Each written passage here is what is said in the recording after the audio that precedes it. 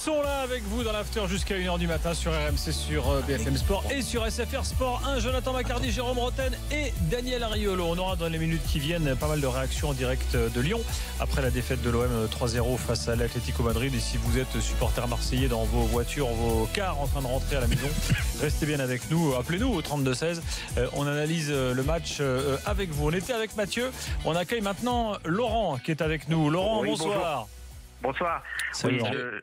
Oui, j'ai regardé effectivement le match, mais j'étais un peu sceptique sur les analyses que vous pouvez faire un petit peu sur le scénario du match. Parce qu'en fait, pourquoi on perd le match?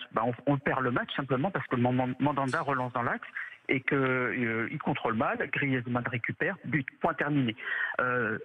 Moi, j'ai quand même du mal à comprendre comment tu perds pas parce qu'ils sont plus forts que toi. C'est un peu plus compliqué que ça, tu penses pas? Alors, laissez finir Laurent, s'il vous plaît. Ils sont plus forts que toi. Laissez finir Laurent.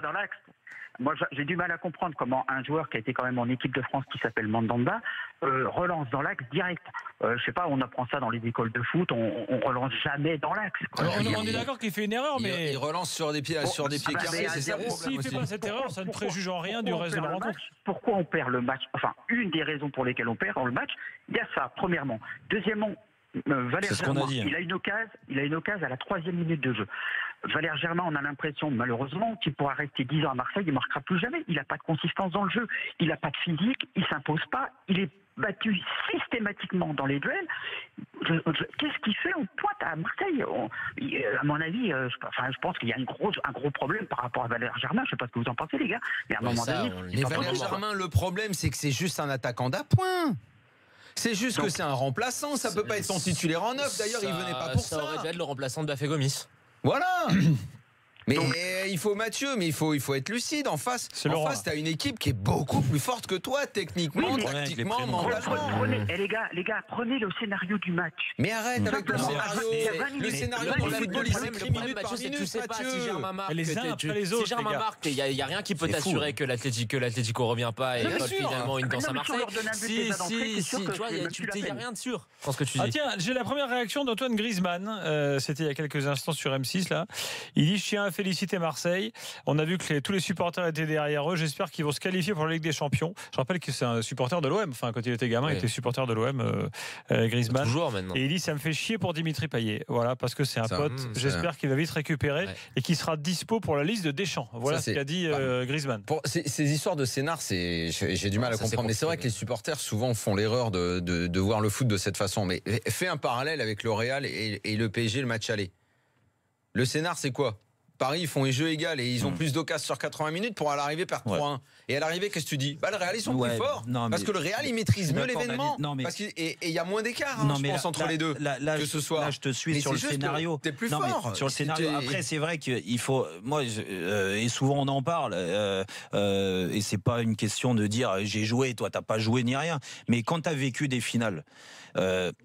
Tu sais psychologiquement qu'il y a des moments clés dans un match de foot déjà, mais encore plus dans une finale, et que ce genre d'action laisse des traces. Non, mais franchement, laisse des traces. L'occasion de Germain, ça laisse pas des traces à ses coéquipiers, mais à lui, tu vois que le mec il gamberge. Dans le sport de haut niveau, si les événements laissent des traces, c'est que mentalement tu surmontes pas. Mais surtout que Valère Germain et il l'a expliqué avant, avait une espèce de souci psychologique dans les finales. C'est vrai. Parce qu'en gros, il les a toutes perdues, toutes celles qu'il a jouées. Il a même rappelé celle de son père à Paris, et il avait ça. C'est Jérôme, juste finale, il a joué. Ce que tu dis, en fait, c'est pas juste une finale, c'est juste qu'il faut pas louper certains moments clés. C'est juste quand il y a une équipe qui est inférieure à une autre et que tu joues contre une équipe qui est bien plus forte que toi. Tu peux pas te permettre de ce genre de lapsus. Si t'as une occasion, tu dois la mettre quand tu joues contre plus fort que toi. C'est même pas une question finale. Mais si tu fais une occasion, un but, c'est que c'est un attaquant de classe mondiale. Non, mais on est d'accord. Et Valère Germain, il est attaquant d'un club moyen de Ligue 1. Non, mais ce que je veux dire, Daniel, ce que je veux dire, il faut être lucide. On n'a pas dit le contraire. Non, mais moi, je remets pas. L'OM fait une très belle saison en surperformant. Il faut être lucide. Non, mais on est d'accord. Mais ce que je veux dire, moi, je remets pas sur ce que je dis sur le scénario. Je remets pas en question la supériorité de l'Atlético Madrid. C'est pas ce que je te dis. Je te dis juste que sur la finale, sur ce match-là, c'est important déjà d'avoir. surtout quand tu es l'équipe censée être la plus faible, que ta première action ou ta deuxième action, tu marques un but. Tu les tues les autres. Alors après, que ça les fasse... Tu les tues. Non, mais tu les tues, façon de parler. Que ça les fasse douter. Non, tu te donnes une chance. Quand tu es mené en finale, n'importe quelle équipe, et tu peux regarder toutes les finales, même les plus grandes équipes. Parce que je veux dire, regarde, la dernière finale de Marseille gagnée contre le grand Milan AC.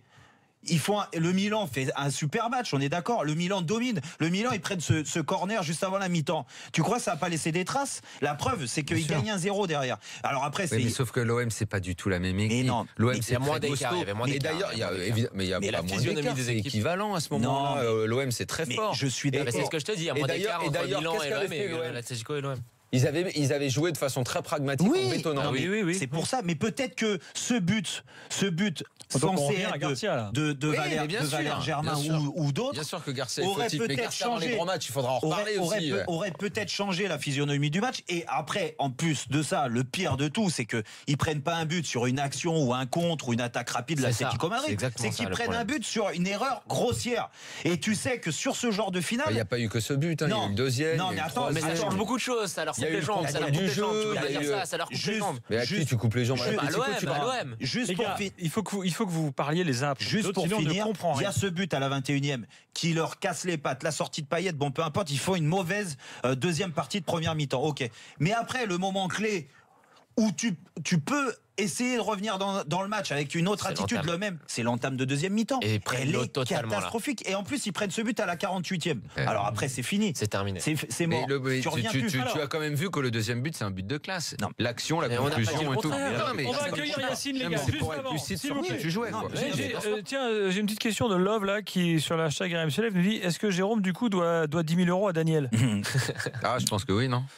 Je sais pas. Le débat d'hier soir. Non, mais hier, on sait bien qu'il les aurait placés. Il n'a pas voulu le dire, mais évidemment qu'il les misait. J'ai pas envie de jouer hier soir, c'est tout.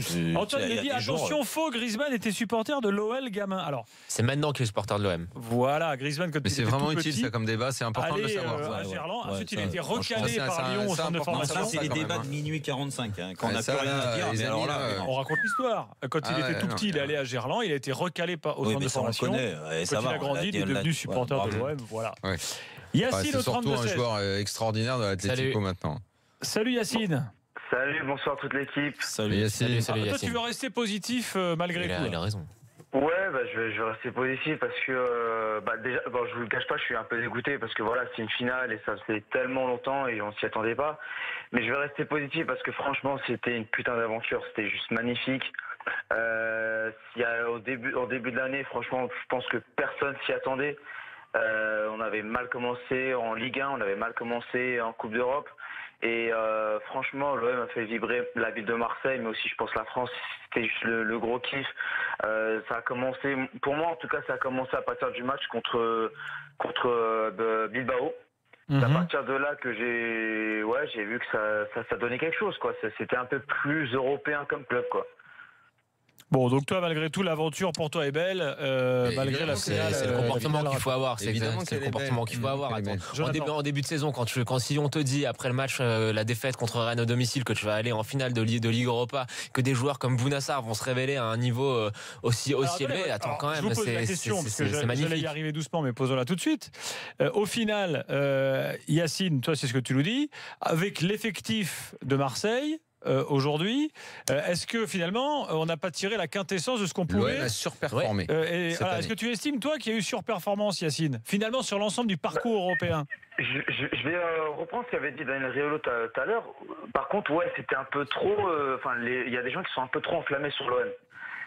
Mais tu veux que je te dise, je pense que les supporters de l'OM étaient beaucoup plus lucides que les médias, parce que les médias ont ce rapport à Marseille qui est un peu cliché, enfin pas cliché parce qu'il y a un engouement qui est réel, c'est pas un cliché, mais que en fait les reportages et les images sont faciles à faire à Marseille. Oui. Voilà, donc tu y vas, tu racontes l'histoire en storytelling, c'est formidable Marseille, parce que tu mets ta caméra sur le Vieux-Port, machin, t'as le bordel et tout, donc les médias en font des caisses. Mais je pense que les supporters de l'OM étaient beaucoup plus lucides. évidemment qu'ils étaient dans la joie et dans l'engouement. Tu fais finale de Coupe d'Europe, évidemment que tu y crois en plus. Il manquerait plus que tu y crois pas. Mais eux étaient lucides. Il n'y a pas plus dur avec l'OM qu'un supporter de l'OM. Exactement. Mais moi, j'ai toujours pensé que la grande majorité, au-delà des quelques farfelus parfois, la grande majorité était parmi les plus connaisseurs de foot à Marseille. Et je pense qu'eux étaient extrêmement lucides. Mais les médias aiment faire leur sauce. Il faut supporter l'OM, il faut machin. Et les médias n'ont pas rendu réellement une bonne analyse de l'événement. Daniel, après j'ai un truc que je constate, je le remarque de plus en plus, peut-être que je peux me tromper, hein, mais franchement j'ai l'impression qu'aussi en France, on s'enflamme trop vite dans notre mentalité. C'est-à-dire que je me rappelle, je ne dirai jamais, l'année dernière, rien qu'avec le PSG qui bat 4-0 le Barça, tout le monde, quasiment tout le monde a dit. Il y avait de quoi aussi. Bon. Ouais, mais là, je suis d'accord avec toi. Je suis d'accord avec toi. Moi, j'avais écrit le papier dans la foulée. J'avais dit, ma phrase de conclusion avait été surtout maintenant restez calme. Visiblement, personne n'est resté calme. Mais bon, 4-0 au Barça, c'était un sacré événement aussi. C'est vrai. Bon, après, tu prends la claque. Mais oui, tu as raison. Mais c'est parce qu'on est en manque. En Coupe d'Europe. Le football français est en manque. Alors Yacine, il y a des supporters qui ne sont pas d'accord avec toi, parce que j'ai par exemple Seb là, qui lui dit en gros l'OM c'est vibrer contre les faibles et pleurer contre les gros. C'est vrai, en fait c'est justement ça, c'est que contre les gros on perd nos moyens, c'est-à-dire que là franchement les passes, il y a des moments c'est des passes ratées, la passe de Mandanda en plein dans l'axe là qui rebondit sur Zambo Anguissa, voilà, j'adore Zambo Anguissa mais là... elle rebondit pas, hein, c'est juste son pied qui est carré. Hein. J'aime bien comment il le dit, rebondit. Enfin voilà, tu peux pas te permettre des erreurs comme ça en finale. Contre Salzbourg déjà le match retour j'ai été dégoûté, j'ai dit ils vont en finale, mais c'est pas un niveau d'Europa League ça. C'est vraiment pas un niveau d'Europa League. Et franchement, le problème, c'est que tu as fait un parcours d'Europa League et que la finale, c'était Ligue des Champions. Voilà.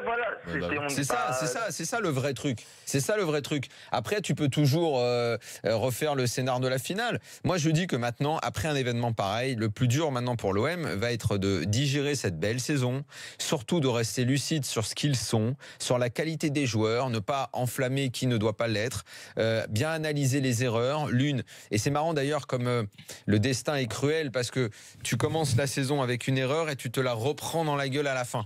Et évidemment que le départ de Gomis a été une très grosse erreur et qu'avec Gomis, tu avais un attaquant d'un meilleur niveau.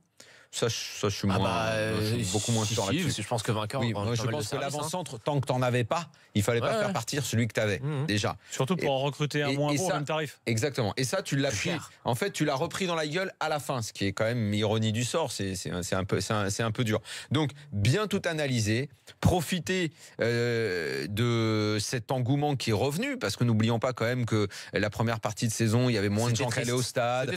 Les maillots de l'OM se vendaient moins. Enfin, tu vois, d'un coup, et à Marseille, ça repart vite parce que tout est là, le terreau est tellement fertile que ça repart très vite et que c'est tant mieux que ce soit comme ça.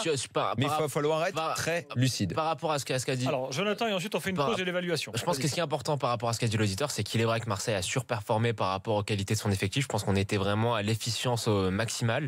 Mais surtout, ça illustre quelque chose. Moi, j'ai beaucoup critiqué Rudy Garcia. Je pense que les points sur lesquels je suis toujours un petit peu sceptique sur lui, à savoir sa communication et son incapacité chronique à gagner contre les gros matchs, je pense qu'elle est toujours là, ça se voit. Mais ce soir, j'ai envie de lui dire merci. J'ai envie de lui dire merci parce qu'il a réussi à faire quelque chose et je pensais pas que c'était ce genre d'entraîneur. C'est qu'il a réussi à vraiment insuffler un esprit de combattant à ce groupe-là qui est extraordinaire. Ça fait longtemps qu'on n'a pas vu une équipe de l'OM qui a eu autant de détermination, autant de niaque. Même quand Deschamps est champion, il y avait pas cet esprit-là qui se dégageait. Oui, c'est vrai, je suis d'accord. Allez, bravo à Garcia pour ça. Othello qui lui dit petite louange tout de même envers Gamero qui vient quand même de gagner sa 4e Europa League. C'est vrai. On en reparlera avec Fred Hermel tout à l'heure. Et puis tiens, Michel Sédou qui est toujours un peu dans le monde du foot, qui nous écoute et qui voulait réagir. Quand vous regardez les éléments financiers, il y a surperforme, performe, sous-performe. Dans le foot, il y a des clubs qui surperforment. Et chapeau à ceux qui surperforment. Et le LOSC a été, pendant longtemps, un club qui a surperformé. Après, il y a performe, qui est normal. Paris Saint-Germain, Marseille et Lyon performent par rapport à leurs ambitions. Puis après, il y a ceux qui surperforment et ceux qui ont un peu sous-performé. Je dirais que le LOSC, si cette année, on devait le classification, il est un peu en sous-performant. À nous de redevenir surperformant. Voilà, si vous avez tout compris. C'est comme ça qu'il a vendu le club à Lopez. Non mais là, très fort. 3-0 pour l'Atlético face à l'OM. Évaluation dans quelques instants. Joueur par joueur. 32-16 ans vous attend. Puis Fred Hermel qui nous dira tout vu de Madrid, bien sûr. Lui qui pourrait, pourquoi pas, gagner les 2 Coupes d'Europe. Le père Fredo, il est comme ça. Il survole le football mondial. Ouais, allez, il y en a qu'une qui compte pour lui. À tout de suite dans l'after.